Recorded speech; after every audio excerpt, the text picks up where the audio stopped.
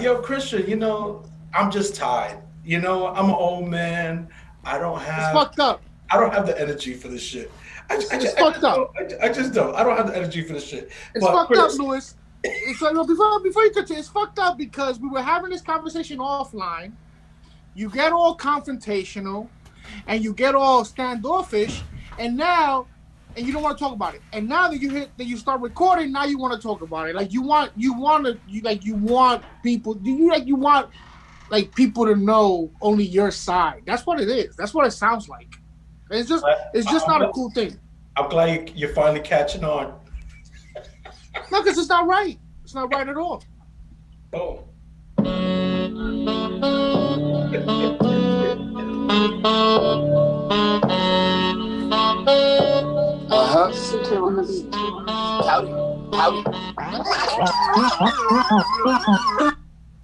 Yo, what's up, everybody? Welcome back to Breeze Shooters, with the show that brings you news, sports, poker, and everything in between. We love the tweeners. I would like to see you do that by yourself, Mister. I do everything. I'm your host, Lou, joined by my good friend Chris Soto. Finally, got it right. And today should be a really good episode. We have a special guest with us. Today we have film director, writer, film director, and editor Neem Basham. I got to make sure I get that right. Like I said, he's a writer, director, producer, editor of multiple projects, including feature films, short films, music videos, commercials, and much more. It's just too much to try to encapsulate what this guy has done. Neem has won 16 awards and recognized 15 times via nominations. Some of the prestigious awards that he's won was Best Feature Film, Buck Batten, and he's won the New York LA International Film Award. He's won the People's Choice Award, and he's won the Manhattan Film Festival.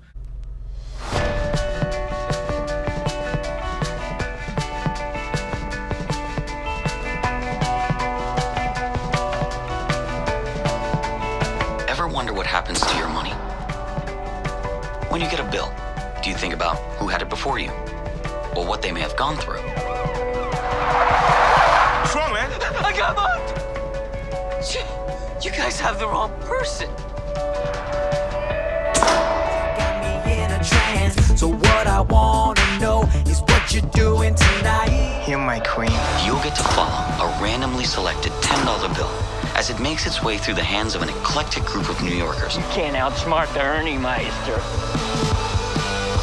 What are you doing? You don't sound pregnant. You sound like you're getting impregnated. They're chocolate chip pancakes. You and Nicole are Jello. That's what you call it? Gross. You gotta get a bigger car. No, I gotta get smaller friends. Inquiring minds have been wondering about our sex life. He knew exactly what to do with these.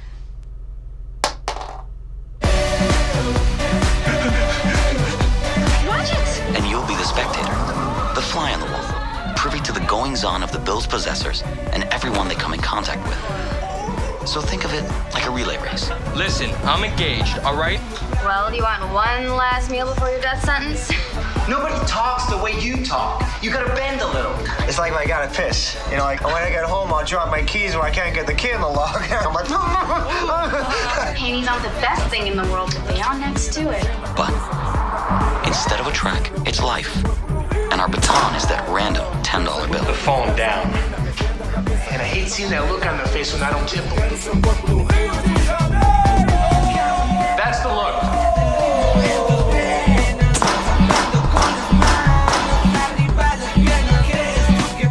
You're making me nervous, sir.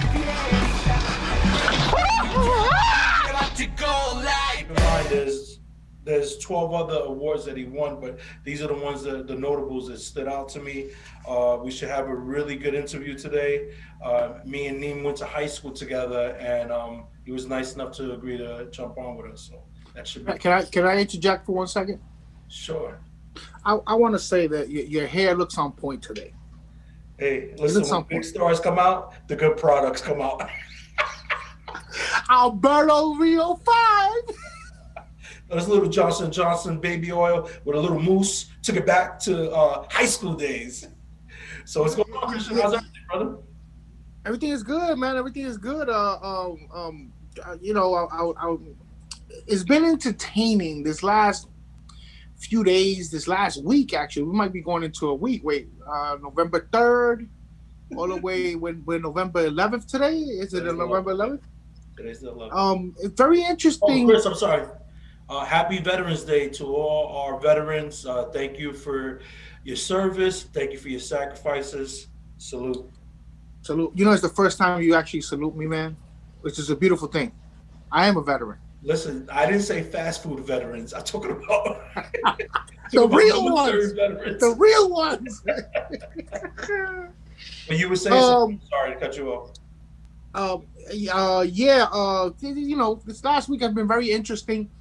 So I've been I stopped, and November 3rd, November 4th, I stopped posting political stuff. Yeah, I just stopped posting, and then I went back to my normal self, and I was posting stuff to get under people's skin because there are fanatics on both sides. There are fanatics, man. And it's funny because 4 years ago, you heard a lot of the I don't want to say Republicans, man. The Trumpeteers, like the Mouseketeers from Disney. The Trumpeteers, stop crying, get over it. One nation under God, indivisible, liberty, justice for all. And you know what? And I saw them. That was their main thing. Stop crying. Stop crying. USA, election. That's why democracy. And now the shoe is on the other foot, Louis, and it's fucking hilarious. It's hilarious. By the way, not that this has nothing to do with nothing. Your sister gave us a little slap on the wrist because the picture I posted of us in angry ways, we didn't have our mask on. So I tried to explain to her that we were the mask on. Yeah, exactly. We're having drinks, so we take the mask off, but we're taking. Listen, if somebody's taking safety precautions, is those three gentlemen in that picture being very, very safe. So just because you don't see us with the mask on in particular, is that we pose, and this is the moneymaker. Without this, without this, we get no followers. Because this is what I'm talking about. This right here. This is what brings the people to the yard. We gotta change our strategy. I don't think it's working. But Chris, real quick, you talked upon social media. So what's the post? Because I really like the last couple of days I've kind of been disengaged. Are like people still talking politics, or has that died down? No, they're still talking politics, hardcore, and you get it a lot from the Trumpeteers because you get it a lot from people that don't want to accept the loss. Now they're saying that there's voter fraud, and now from the mouth, I can say anything. I could say I'm a millionaire. That doesn't mean that it's true. Yeah. So that basically they're just creating controversy and what he doesn't understand that he's doing. And he set it up perfectly. Lou, this is some chess move gangster shit. There's one thing. He sounds stupid, but he's not stupid. Trump is not stupid at all. He pushed the Amy Cohen Barrett, the Supreme Court chick. He pushed that hard, and this has to be before the elections. And I'm over here thinking, why does he want to, and if anything goes to court, these are the people that decide. If it gets to that level. And no wonder he wanted to stack the deck. That's fucking brilliant. So that's insane, though. All you're hearing now, Biden technically won by 5 million votes. That's a lot, man. I thought it was a lot closer I thought it was a The lot. Yeah, the popular vote. 5 million votes is a lot. Hillary, I think Hillary beat him by what, 2 million when she ran against Trump, 2 or 3 million, and she Yeah, and she said only if I had 1 million more. That's what Joe did. He got like those extra 2 million votes. thing with I think that for some reason, and this is what baffled me. I saw a stat. Now you can't believe everything you see on the media, whatever. It's called The Rising on YouTube, and Okay. they have a great show, and they give out. They're very unbiased. They talk about everything, what's right, what's wrong, and you have a guy who's leans to the Republican side, and you have the female that leans to the Democrat side, but they don't defend. They just throw out their facts and no, you did this wrong, and so they were talking about, and so that's where I go. I don't listen to CNN. I don't listen to Fox News. I go to them, and I'm listening to them, and they're saying that the reason Trump got a lot of minority votes, Yeah. and that baffles me. Well, the thing is, particularly in Miami, they you have a large Cuban population there, and they went through a similar situation in Cuba where where they didn't want that to happen, so they could kind of relate with the situation that's going. It's almost like PTSD. It was all over for them again. No, we can't let that happen. No, we can't. And that's what you know. So no. So you're right, and not only the Cubans, the people from Venezuela. Venezuela's in a so they and that's what the Trump campaign injected in those communities, injected that type of fear. But I'm talking about blacks, Lou. I'm talking about women. I saw a stat. It actually went up from 2016, from 16. His votes in the black community, in the women black community, they went up, and I'm like, really? Like, am I missing something? I don't know. Maybe, like I said, I like to talk about things that I have information, and I'm able, and good information, not just any information. But it baffles me that his numbers increased this year. By the way, historic election, they both surpassed Obama, who was the most who had that record of the most popular votes. Over the last 25 years, this is the most people came out to vote. Yeah, it's like historical numbers. It was insane. Yeah, and he still got 70 plus million. Trump 70 plus million. So I'm really have to do something. These 4, they're already talking about him coming back in 2024. Yeah, I think that's a long shot. I don't think he'll.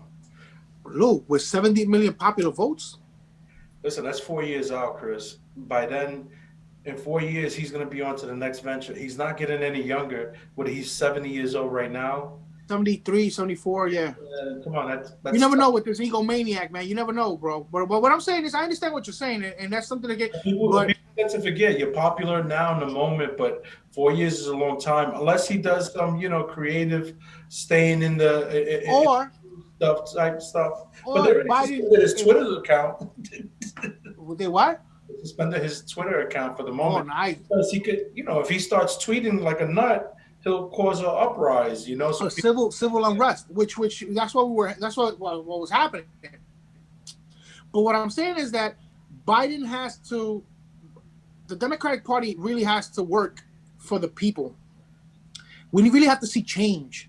These social injustices, this police, they have to address all these issues that are going on in order to.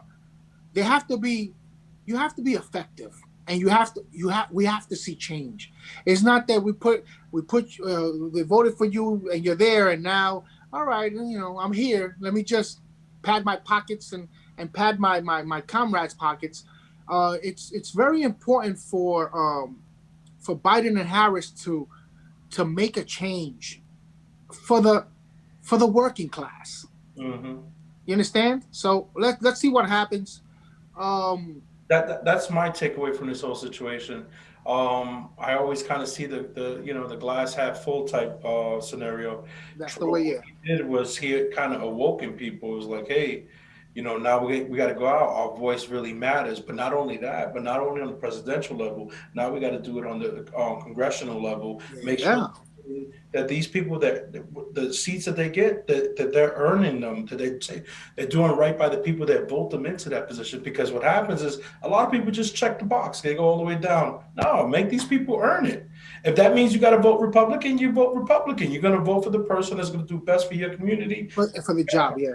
So I hope this sparks that new 110%. I'm glad you did. And are active and are engaged on what's being told to them and what politicians are actually doing versus what they're saying they're doing. So Georgia really spoke out, and they still when January comes along, they still got to go out there and vote and make sure that these real nice bottles you have behind you, Louis. And you know what's funny? I never see them when I go to your house. This is what pisses me off. I say I'm going to go to the bathroom and I sneak to your wine cellar just to see what you have. Just so you know what I do. I say, I'm going to go to the bathroom. I sneak into your wine cellar and I never see this shit. Because if I see it, I'll take it to the head. If I go into the wine cellar and I see a bottle of blue, I'm going to pop it and put it back. I'm just letting you know. For the record, it's not a wine cellar. It's just a closet where I store some adult beverages. It's a wine cellar. I've been there. Yo, so camping. Looking forward to that, man. What do you think? Yeah. No, I'm looking. I'm very. That's gonna fucking footage galore. That's gonna be. We should record from up there. No, that's what we're planning. That's what we're planning. Actually, Willie gave me the idea. I know who you're talking about. Krishna? Yeah. Yeah, so he does something from the cabins where he invites his buddies and comedians, and they it's on Netflix. I want to go see it. I haven't seen it yet. Willie told me to check it out. So yeah, so we're hoping, just to get away, that'll be nice, just to run around the woods. These guys talking about running around naked. I'm not doing.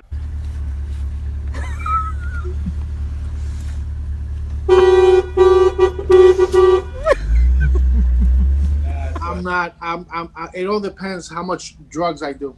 That's what's gonna determine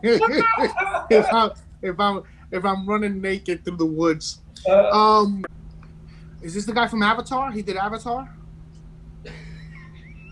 Ocean's 11. You should. I'm surprised you left those big movies out there. Yo. Avatar, Ocean's 11, Lion King. What's up, guys? What's up, Neem? How you doing, brother? All right. Long time no see. How's everything? Everything's beautiful, thank God. How you guys doing? Good. Hey, Neem, man, listen, I truly appreciate you jumping on. Ladies and gentlemen, join me in welcoming Neem Basher to the Breeze Shooters podcast.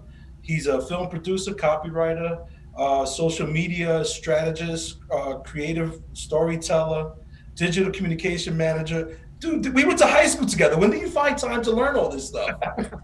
I'm not even done. Marketing expert. What else you got up your sleeve, man? A lot of it is self-taught, man. Because when you become an indie filmmaker, part of it is having to learn how to promote yourself. Part of it is having to learn how to, do the social media, do all the, the digital stuff, and you learn as you go. Some of it, I did major in communications in college. Okay. Media and communication arts was my major in college. So there was, some educational background. But like everything else in life, it's like, somebody could teach you how to drive, but it's the road, being on the road, that's ultimately going to make you a good driver. So there's that educational background, but then I went on to, put it all to practice, and here I am. I gotta interject. By the way, my name is Chris. Pleasure to meet you, man. Likewise, Bob. My mom, when I was growing up, my mom always told me I was a creative storyteller, but she didn't use those words. But now I know she believed in me. It was more along the lines of liar. He's a good liar. Liar, bullshit That's the artist, mom. But now I see the guy's accolades. I'm like, my mom always believed in me. She always told me I was the best. Yes, that I'm sure that was not a euphemism for something else. I'm sure. There you go. I'm sure she was being honest about that. Go, mom. All right, Neem. So I guess let's start at the beginning. How did it all start? Is this something that was a passion of yours from early on, or is something you stumbled on? So it did start in college in terms of I took a screenwriting course, and I took a couple of screenwriting courses, and I wrote some scripts, and it got in my blood. You know what I mean? I've always enjoyed creativity. I've always enjoyed telling stories, as my man just said. But I actually learned the craft of actual script writing and forming those stories into into film formats. And I fell in love with it, and then I wrote some scripts along the way. And as is probably common knowledge, you don't even have to be in the industry to know, if you're a first-time writer, you wrote a script, you're not going to get anybody banging on your door to read it. Even if it's terrific, no one's going to be banging. No studio's going to be banging on your door to read it. So I reached. I try to be creative, and I reached out to some folks in the industry that are, I guess, kind of on the level that I am now. Okay. But then I wasn't at that. So kind of at the level I am now, which is they've reached some success. They know some people. They have a crew. They have, some people in the industry that they know that have some pretty good success. But at the same time, they're still touchable. They're not Brad Pitt. They're people that I could still reach out to and say, hey, would you read my script? Tell me what you think. I had a couple of people do that, and they said, man, we love this. They said, listen, why don't we all just put our resources together and make this film ourselves? I said, great. So to your point of like how the learning process happened, I just, jumped right into the fire and directed my first feature film along with my co-producers, a couple of gentlemen named Mike Brochu and Oscar Amaya, who brought in, they had equipment, they had actors that they've worked with, stuff like that. I brought my talents, I brought my script, my direction, all that stuff, and we all put it together. And it took us a couple of years, but we made a feature film called 10 Buck Baton, which would have been a great accomplishment in and of itself if it just ended there. If it was us, we could just put a DVD up on a rack and tap ourselves on the back and say, man, we made a movie. But we wound up submitting it to film festivals, and it wound up winning, in 2013, won Best Feature Film at the New York LA International Film Festival. And it won 4 awards in total. It screened, then the New York Film Academy reached out to us, heard about it, reached out to us, asked us to do a Q&A, screen the film for their students and do a Q&A as to basically tell this story. We unpacked it a lot more for the students so they can kind of get a little bit more insight into the nuances, but basically to tell this story of how we got this film made. So that kind of put me on the map. Nice. And I started getting work for other stuff. I directed some music videos, I directed some short films. And then fast forward to 2016, where I decided, instead of getting work from other people only, and waiting for the phone to ring, I launched my own web series called Neem's Themes, because I can write, direct, produce, and edit. So once I had those, and I had a terrific crew and actors that wanted to work with me and whatever. And if I'm writing the stuff, directing the stuff, producing the stuff, and then after it's shot, editing the stuff, and I can do all those, and I don't need to bring crew on for those things, I was able to launch a web series that got me plunged into the international landscape of filmmaking. Wow, that's amazing. But let me tell you, I'm listening to you, and I'm like, it sounds overwhelming though. It's a lot of hats, and who keeps you in check? I know, because it's funny, because with me and Chris, I'll do the editing portion, and I don't look to Chris for any feedback. But then, like after I put something up, Chris will come and like, you probably could have did that differently. Do you have anybody in your corner to help you like that? But like, well, I don't know. Like, do you run it by anybody? Uh, so for the films that I've worked on, I did have co-producers. For my recent projects in my series, I actually don't. It's just me. Um, but I listen to the audience. Gotcha. And I also I mean, I do like if I'm on set with my cinematographer, I don't go in there with like just a shot list and say this is how it's done. If he says, "Hey, Neem, what do you think if we did?" I'm like, that sounds good. So there's that. Gotcha. And I work closely with the actors. I've been called proudly what's called an actor's director, which is like you don't go in there and say like I've had some of my favorite roles in some of my projects are characters that I could say that the actors and I built together. So I write it with something in mind. I go in there to direct it with something in mind. The actor will come to me and say, "What if I put this accent on?" And I'll say, "Okay, try it." If I don't like it, at the end of the day, I can obviously veto, right? Nice. But then sometimes I'm like, that's awesome. I didn't think of it that way, but that's how they read it, right? When they were rehearsing it, when I sent them the script, that's how they read it, or that's how they envisioned it, and they said, "Hey, this is what I'm thinking." A lot of directors obviously will be like, no. This is what I'm thinking, boom. But then you lose out on other perspectives. Absolutely. So in terms of having an official capacity of someone to kind of like, to have that, the short answer is no. But the longer answer is in an unofficial capacity, just in the collaborative sense, I do have the folks that I work with, my colleagues, that that I have input and I listen to, and that's why I like to say work with, because not work for me. I like to make it like, because we're doing this thing together. You know what I mean? I knew this was going to be a great interview, but it even got even greater. Why? Because I need you, Lou. I need Lou to take notes from this guy, because you try to veto. I have no say so in the creative process. Meanwhile, I'm the talent, and so I need Lou to really listen to the words that you're coming out of your mouth, because I'm thinking of walking. At some point, if I find somebody like you that could take me to the next level, I'm definitely jumping ship. I'm putting notice on everybody right now. I'm just letting you know. I'm just letting you know. He's looking for work, Neem. That's what he's trying to tell you. Yo, he's looking for work. He's a hired gun. He's available. I mean, his mom already pulled his head up, with all that storyteller stuff, But so going back to college, when you're taking all these screenwriting classes and you're meeting up with these people and it's starting to come together. Was this something that you envisioned, or is just kind of like it seemed like you were at the right place, right time, and everything kind of just started to fall into place?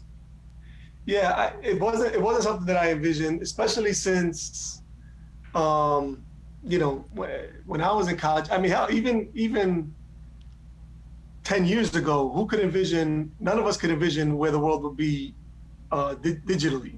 Yeah. I don't mean where the world would be in 2020 with Corona and all that crap. I'm talking about where the world will be digitally. And that's the beauty, is I'm seeing so many talented people. In addition to, so I'm gonna jump to something, and then which will help answer your question. As you probably have seen from my background, my show has been in a number of web fests, which is in 2010. Michael Ajacque, who's an Emmy Award winner, he's written shows that we all love growing up, like Martin, Step by Step, stuff like that. He's won Emmys for that.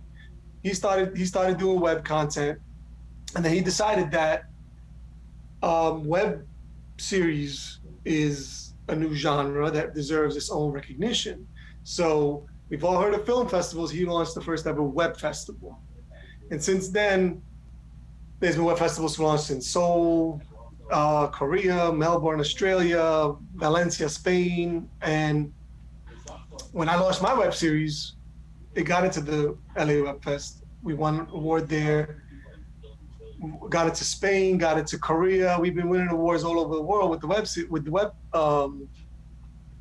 at the web fests. And what's interesting here is that I'm seeing so many talented people, some of whom are later in their careers, who have already done filmmaking, who have jumped into web series, some of whom are, getting started. And to answer the question of did I see where it would go, there's no way you could predict this, because there was a time, like I said, where you could write a script and somebody's got to be interested. Somebody's gonna have to read it. And now we're at a point with the web, and thanks to web fests and thanks to kind of like them being legitimized, is all you need is the talent and the will to do it. Mm-hmm. And there's a platform that's ready made that you can reach audiences. So it's funny because when I plunged into my feature, and first of all, everybody said I was crazy that I was making that my first project was gonna be a feature. I've since made commercials, music videos, short films, but like usually it's the trajectory is the other way around, right? But everybody asked me then when I was doing my feature, I was like, yo, we won Best Feature Film at the LA National Film Fest. We won the Buzz Award in Manhattan. We won in Atlanta. We won this. And people are like, so what now? And I'm like, you know what? I don't know what now. I said, I'm going to see, where God takes this. I'm just going to ride it. The best case scenario when you make a film is that it goes to film festivals, wins, gets seen by a studio picks it up, and it actually gets distribution in theaters.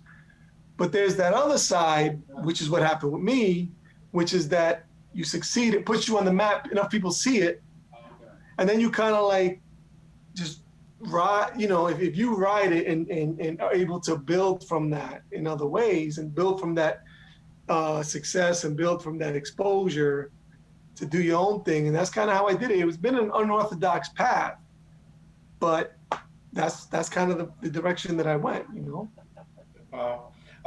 Real quick, what is a web series? What is it exactly? Is it something that appears like on a YouTube platform where folks could kind of just log in from anywhere and see it? No set schedule. Is it something that you drop like on a bulk, or is it like a week to week thing, like a TV series? Like everybody has their own. Everybody has their own way of releasing them. Okay. There are even like web series networks now. Like there's a network called Sika TV, which is the Netflix for web series.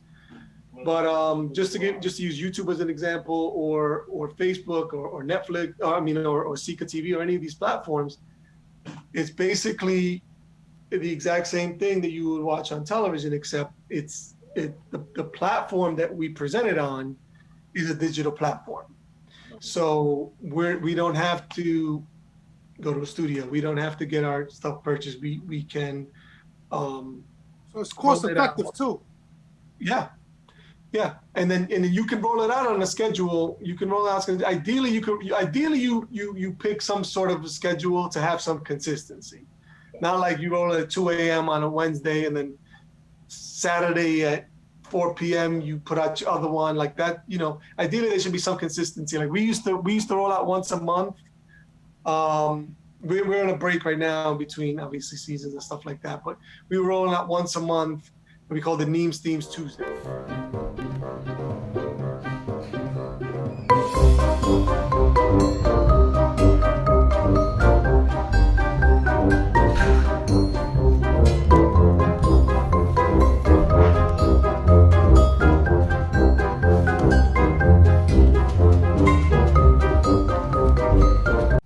And every month when it would roll out, we would say, hey, everybody's Nemes Themes Tuesday, and all the actors would make noise and whatever. So everybody knew that on around about the second Tuesday of every month, we would roll it out. And that would be the platform that we would put it out on.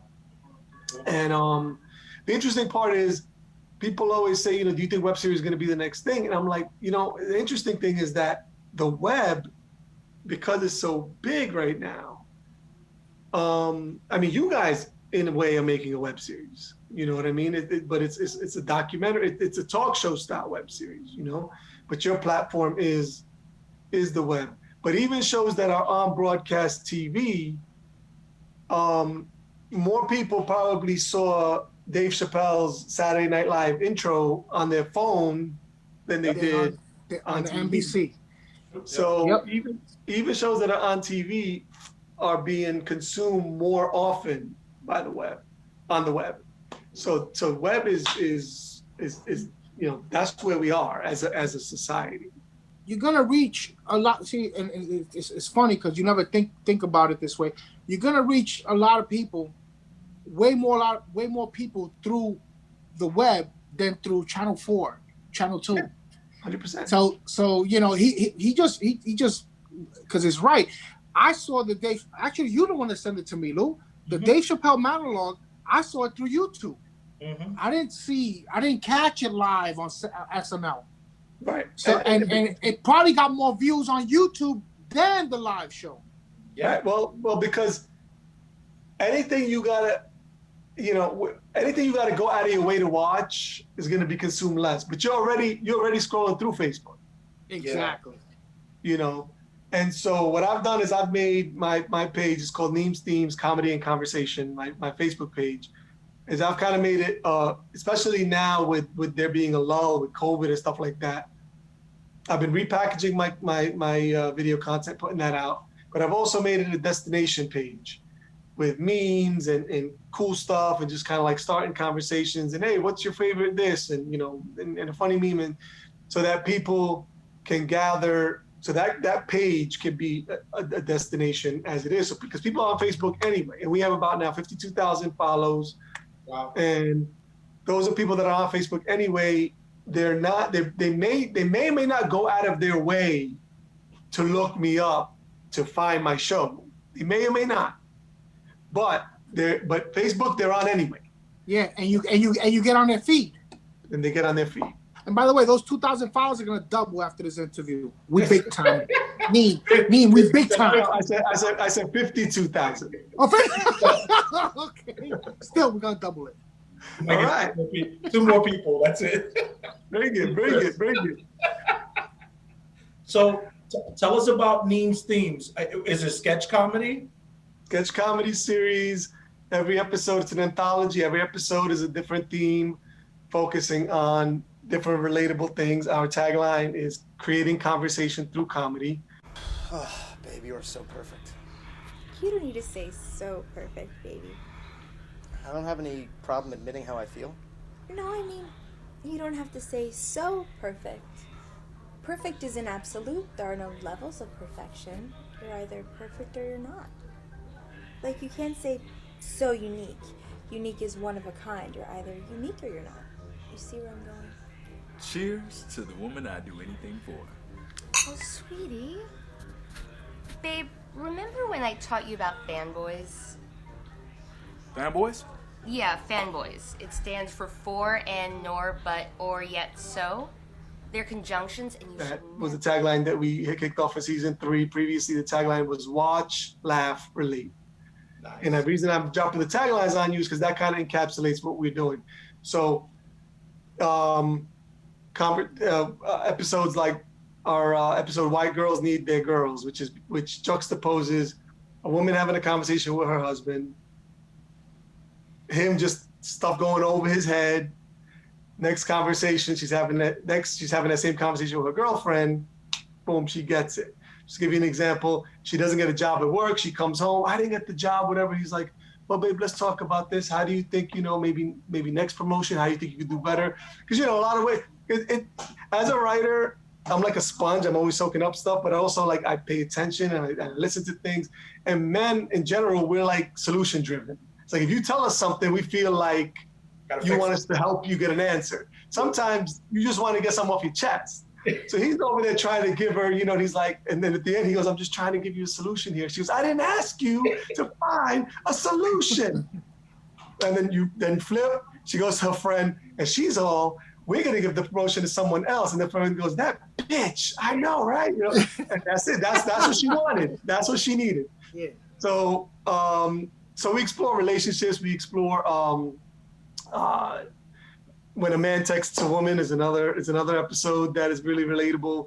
Man is texting a woman, he's with his boys, he's like, you know what, I like her, I want to make it clear to her, I'm gonna let her know I like her, and he's texting her thinking he's crystal clear. She's over there with her friends dissecting the text messages and trying to figure out exactly where he's coming from, and he's like, he thinks he's being crystal clear.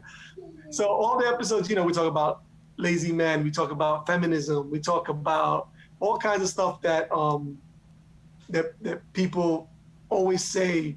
Like, people tell me sometimes, people in my circle, whatever, they'd be like, this is an episode of Neems Themes, or you should make a Neems Themes about this. Almost in the same, obviously much smaller scale. I say, well, humility, I'm not trying to say I'm this big, but in the same breath as people used to say, it's like an episode of Seinfeld. Okay. People are saying it in that way, again, on a smaller scale, but the parallel is that relatability factor. Yeah. So every episode, we tackle different relatable issues, very nuanced in a fun way, and people talk and they enjoy it. Oh, that's cool, man. Millions of views. We've been recognized all over the world for the show, so it's been exciting. That's awesome. Nice. I mean, listen, I caught your New Jersey Web Fest, and you were like, you opened, and first of all, phenomenal job emceeing that. You did a great job. I mean, your message to the folks there was really engaging, and everybody was like, you could tell they were really into what you were saying. But the thing that really struck a chord with me was the line when you said, oh, when you work on a project and you show your buddy, hey, look at my project, and he's just kind of like scrolling through, because there's vulnerability in that, especially for creators, to kind of put yourself out there, and you're hoping in your eyes, you see it as, oh, this is great, but other people don't see it the same way. So you have to have that courage to continue to create stuff, to try to find what's engaging for people. So definitely what you do is very applaudable, because it's not easy. It's difficult. You're trying to make content that's relevant, but at the same time keeps people engaged. And yeah. And people, in your circle, your buddy, your family, your friends, unfortunately, are sometimes the people who disappoint you the most. Yep. You want to show them something because or you see them on Facebook sharing all kinds of funny stuff, but like you put out something and they're not sharing that. And you're like, my stuff is better than that, and I'm your friend. Forget about better than that. I'm your friend. Like, you can share it and be like, yo, check out my boy's work. And so, I've kind of become numb to that. It is what it is. You have to become numb to that but there's that. So I'm not the one anymore to be like, yo, check out my episode. If somebody engages me in conversation about it, I'm more than happy to talk about it. I love talking about it. But I'm not at a dinner party and bringing it up and saying, hey, my show, blah, blah, blah, because all too often people look away, or they see it as, again, they're just not interested, which is interesting to me, because one of my boys said to me, he goes, bro, like, I'm watching a show, it's a well done show, and then I get I get to have a beer with my boy, who's the director, and get to pick his brain about some of the choices that he made when he's filming it, when he's editing it. Like, that's cool. Like, who gets to have that? And he goes, and it baffles him that other people may not find that just as cool. And so that's why we rely on the kindness of strangers more than we do friends and family, to be honest with you. But Neem, and that's the reason why I brought it up, because I find Chris and myself, we're in the same situation. It's like, we're trying to get subscribers and stuff like that. And I'm like, I have a lot of friends. Why aren't they just clicking subscribe? I even went as far as like, you don't even have to listen. Just hit subscribe, right. Show support. But it's funny. And I think that's great advice too, because I find now that I don't bring it up. I let people bring up whatever we're doing, if they found it funny or not, and then I engage. because I think you're right. The other way, if you kind of like, hey, you should watch my show, sometimes it can become like a little bit of a turn off for folks, or they're not ready yet. Or we find a lot of people in the closet listeners that we know they listen because they're referencing the show, but they'll never bring it to our attention. They won't subscribe. And they won't subscribe.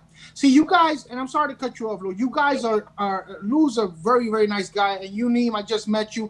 You seem like a very nice guy, and you're trying to be politically correct in your message. See, I'm an asshole. I don't have to be politically correct. The problem with these motherfuckers is, Neem, is that they rather. It's like the person you bring out a clothing. You bring out. I'm making some shirts. Neem's brother.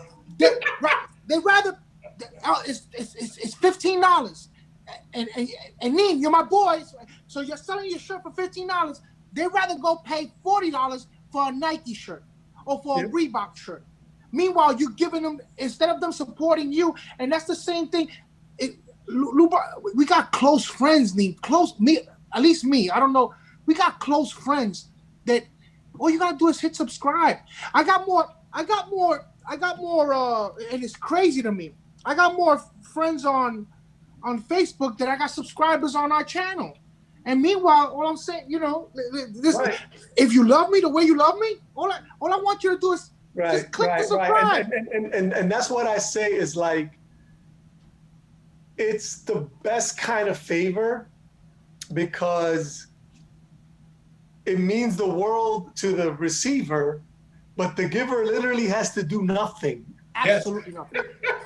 So true. Like, how many favors where you do nothing, and the person and the recipient of that nothing, that click, which is to me, it means the world. Means the world. Like, it ain't a heavy lift. It ain't, and that's it's mind blowing how few people now do that. I'll tell you this, Neem. I bet you after you got your awards. Oh, that's my boy Neem. I know him since the 5th grade. We go way back. Meanwhile, when you started your shit, there were very few that clicked that button. There were very few. Same thing happens with us. I'm like, they're very, when you put out a product, a clothing line, a web series, this podcast that me and Lou been working on, they're very hesitant because, the selfish gene in us humans is a very, very, it's a funny thing. If we're here, we're cool. As soon as you start doing this, even if that doesn't affect this person, right. I'm not liking that. I'm not. Right. No, you moving forward, and once again, it doesn't impede your boys, your friends, family's process. You're moving forward. They find a problem with they don't say it because that's not they can't say it because they know it's bad if they say it, but they feel it. And how they bring it out, they don't do that. They don't click that button, and that's how you know. And when you make it, now I'm not gonna click your button. Well, one of the things that I say is like, you'll be surprised when you reach the top of the mountain, and I don't consider myself necessarily there. I don't. Let me backtrack. I'm going to use top of the mountain for lack of a better metaphor. Because to me, there is no top. You're always going to be climbing. I don't care if you want an Oscar or I don't care if you want a whatever. But for the sake of the metaphor, let's say there is that top, that pinnacle, that final stage. You're going to be surprised when you get to that top of the mountain, how many people are going to be there with their arms open wide saying, "We made it!" And you're going to say, "We?" I would just, I could use the head, right? For when I was climbing, you had me out there with, they become the rope was falling, and you had me out there just hanging, and now I'm up here with my 2 feet on the ground. You talk about we made it. Yeah, no, they become French. They become French. When you get to that next level, everybody becomes French. Oh yeah, we. The cool thing is that you care. The more that you guys that people in general succeed, and you know, and I wish you guys all the best as well for continued success. The more you succeed, the less they matter. Yeah. Because when you first so when I rolled out $10, I was reaching out to people, you know, come to the theater and watch it, and to a lot of people's credit, they did come. And then when I rolled out Neem's theme, I'm sharing it, and I'm sharing it, and I'm sharing it, and tagging people and asking people to share it and inboxing them with the video, asking them to share it or whatever. Now, you know, fast forward a couple of years, and I'm on stage in Seoul, South Korea, receiving an achievement award named after Michael Jacque, that the gentleman that I told you, the Emmy Award winner. Yes. I'm standing on stage receiving an achievement award in Seoul for that. I'm receiving the People's Choice Award in Valencia, Spain. The more stuff like that happens, the less that those people matter, because those people who you thought you needed at first, but then after a while, it's like you realize, you know what? Let me just put the best content I can out there. People will see it. You know, it's unfortunate because you would think if you have 3,000 Facebook friends that you should have 3,000 subscribers on your YouTube channel. You know, at least half of it. Give me half. Give me 1,500. But it's amazing how that's not the case. I told you I have 52,000 follows on our Facebook page. Obviously, I don't have 52,000 Facebook friends, but I mean, I would say it's in the 3 digits, the number of people that are actually my friends. Okay. On Facebook. But I'm talking about, and you know, Facebook friends, whatever. That doesn't mean it. But I'm talking about like friends that you know that aren't supporting your stuff. You know, a Facebook friend that you kind of met peripherally and whatever, and you know they don't really care about your success one way or the other. They're just Facebook friends. Okay, but I'm talking about people who are actually your people. Yeah, exactly. You know, that or at least they say that they're your people. They say that they're your people. Like if you open the restaurant, that person's probably not going to come. Or if they do come, they're going to come to get free food. A handout. Yep. So true. Yep. But Neem, you hit it on the head. You don't need your friends. The world is a big place, and it's just finding that right audience that appreciates your work, and then you know your work will speak for itself, and it'll get the traction that you need. So it's just it's a consistency and just that eagerness to achieve and continue to go forward, and I think that's what it really boils down to. 100% is that consistency. That's the hardest part, because you have a lot of people that look at these YouTubers and stuff that are doing really well, and they're like, yo man, this guy just from YouTube he's making, and it's like, no, it's not just from you, it's him, like, or her making a point to like do this and edit these videos and whatever. Because you go to a lot of YouTube channels, man, and you'll see like a channel has like 7 videos. The last upload was like 3 years ago. The second to last was also 3 years ago, and whatever. And you kind of see this thing where you kind of see this pattern that it seems like this person 3 years ago was gung ho and was putting out videos consistently, and then couldn't do it anymore. Yeah, couldn't do it anymore. And that's why I jumped on this when you reached out, because like I love supporting, you know, this kind of stuff, because I love what you guys are doing. You know, I watched a couple of the episodes, and it's you know, this is what it's all about. You know, people supporting people, being out there, I mean, who wouldn't just love these kinds of conversations and just kind of like, you know, being part of that. And with regard to, you know, I did have a story I wanted to tell you guys right quick, and then it kind of deviated, but just really quickly. We are, Lou might remember, I'm Middle Eastern, and my brother had a store in Bay Ridge, Brooklyn, which, as you guys know, is very heavily Middle Eastern. Yeah. And some of the people will come in, bless their hearts, my people, and they will want a discount or even, you know, like free stuff because, you know, we're brothers, right? You know, we're the same. Mind you, in Bay Ridge, if you're giving every Arab something for free, you're like, the whole place is Arab, you know? But my brother had this, interaction with this woman. She refused. He didn't want to give her he put his foot down. He said, listen, this is the price. She left. A few minutes later, he sees her walking by with that item. And he knows where she got it because there was only 2 people in the neighborhood that sold it.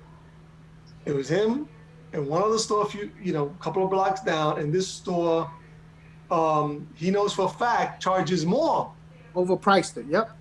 Than he does. Wow. And they're not Arab.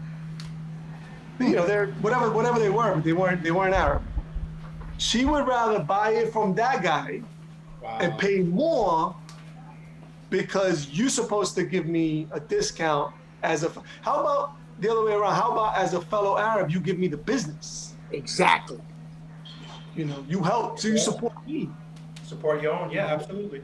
And so, it's the same way with friends. It's like if I open a restaurant, don't come for free food. It's not like as your friend I should give you free food. As your friend, you should come. You're eating anyway. You're buying that sandwich. You're going to buy that sandwich somewhere. All you're saying is, hey, I'm going to give you the business because I still got to eat either way. And it's a shame how few people think like that. Hey, selfish gene. We're selfish human beings, man. Chris, I'm sorry, I got to jump in because we're against the clock here. Go ahead. I, from the bottom of my heart, I really want to say thank you for making the time to jump on. Truly appreciate it. You have a minute. Is there anything that you want to plug where the people can see your work, or they can reach out, talk to you? Anything you want to plug? Social media, Instagram. Yeah, at Neem's Themes. We follow Neem's Themes Comedy Conversation on Facebook. And you can follow us on Instagram as well, and then at Neem_Basha. Also, as Lou said, I do I launched the very first ever New Jersey Web Fest, which is a film festival for web series. As I mentioned, Web Fests have taken over the world. They've been all over the world. A couple of years ago, after being at a few of them, I realized New Jersey does not have one. Somebody should launch one in New Jersey, and then I realized, hey, I'm somebody. We've had a great success with an international film festival in New Jersey. So check out New Jersey Web Fest and it's NJ Web Fest on Instagram. And if anybody's got content that they want us to support or they want to submit to us, we postponed this year. It was supposed to be in September. We postponed it because of COVID, and we moved all the official selections to next year. So we kept submissions open. We're on Film Freeway. Web series creators and filmmakers, they know what that is. It's a portal, filmfreeway.com/NJWebFest. But feel free to reach out if anybody just wants insight or advice or whatever. Again, it's great what you're doing. I'm at a pretty good level right now, but I'm still reachable. I haven't lost anybody's number yet. So if anybody just wants to reach out, I'm happy to help. Thank you. You're doing a great thing. Thank you, and we'll definitely stay in touch. Chris, I'm sorry we got about 10 seconds. Go ahead, later. It was a pleasure. Take care. All right, thank you. Thank you, guys. Eddie, look. The Princess of Swaziland is getting married. Isn't she stunning? Yeah. I was looking for the lo mein in the fridge. It wasn't there. I hope you didn't throw that out. And look, she's wearing a mermaid wedding dress. Very cool. The lo mein? Yes, it's cool. You do know who wore a mermaid wedding dress, right? Of course. You did, babe. No. Your sister? Nope. Abby? No. Roxanne? No. Brenda? No. Jackie? No! Oh, come on, babe. We've been to like 60 weddings together. Help me out here. It was me, okay? I just wanted to see if you were sure or just checking. That was cruel. Seriously, though, you don't want to watch this? She is a princess. This is magnificent. Chrissy, I can hardly stand going to the weddings of people I do know. You want me to watch strangers get married? Who cares about this stuff?